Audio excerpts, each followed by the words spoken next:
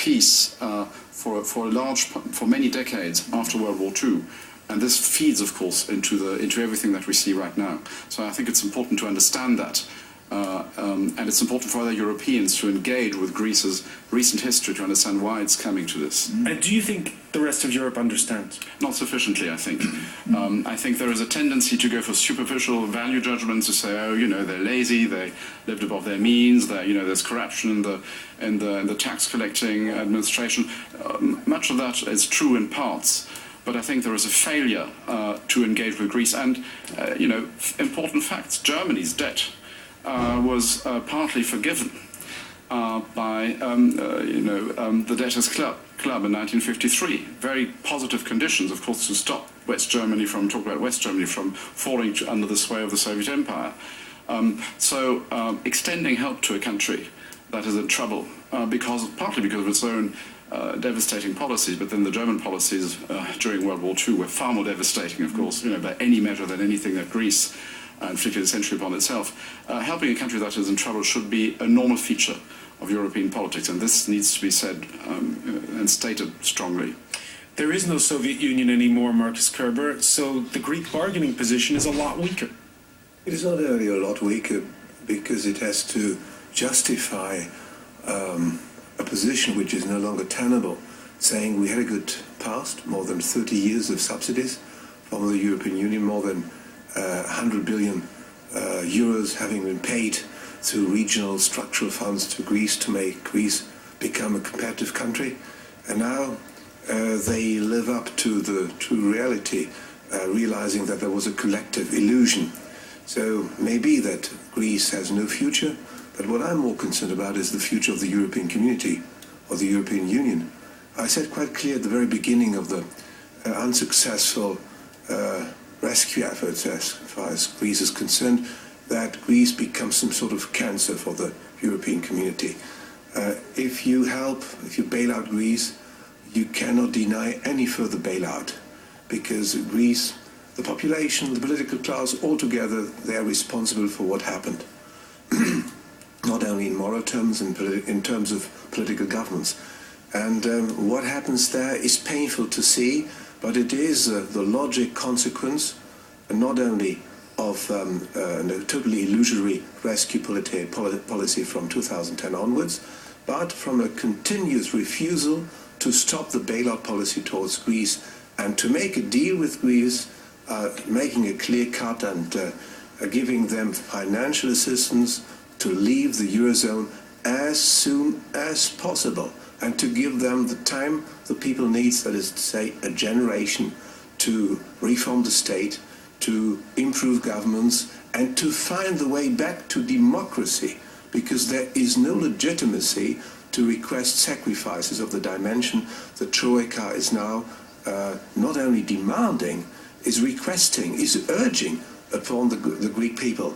There is a growing split between the request of a large and significant part of the population and what a small elite of more or less corrupt and illegitimate politicians in Greece and unelected experts want. And we can no longer bridge that split.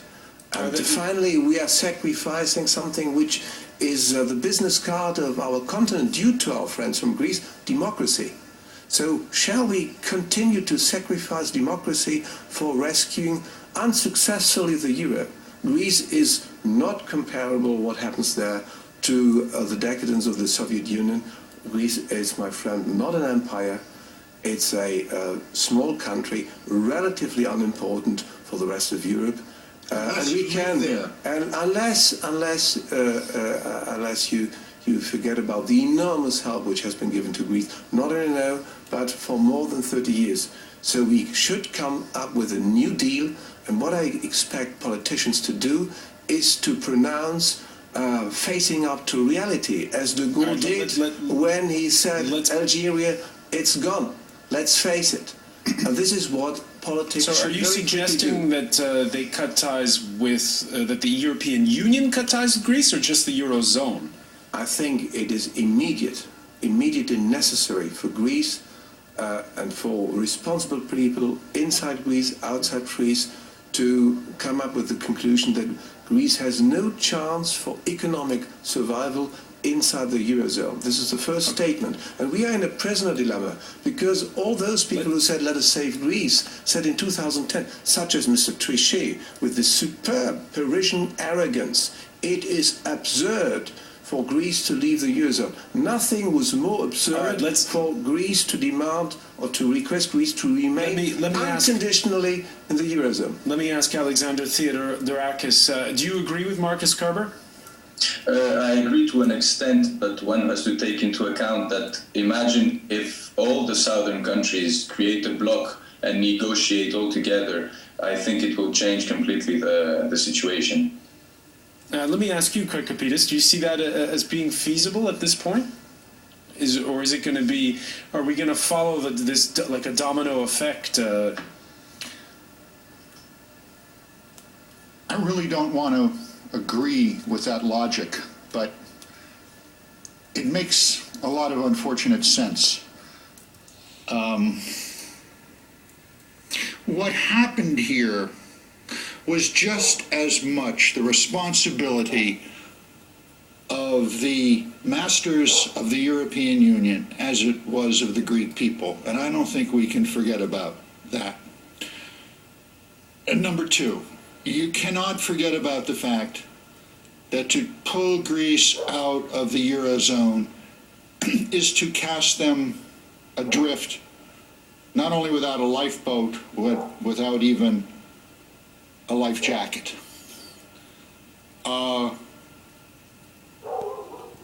The structural problem going forward is as follows. When Papandreou couldn't run the country, former prime minister. Yeah, New Democracy.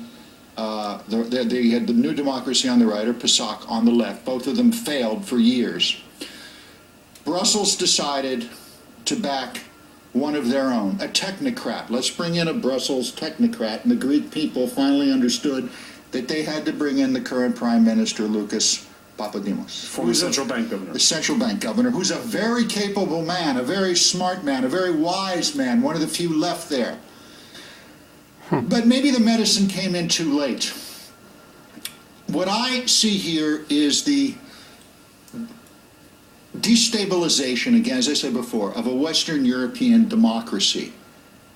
And this is very frightening, because if Greece goes down, if it leaves the Eurozone, well, how soon until Italy and Portugal and Ireland and who else? And we'll pick up on that point when we come back. And that's an important point. It is an important point. When we come back, we'll pick up on the issue of the political consequences of a Greek default. Stay with us. You're watching the France 24 debate.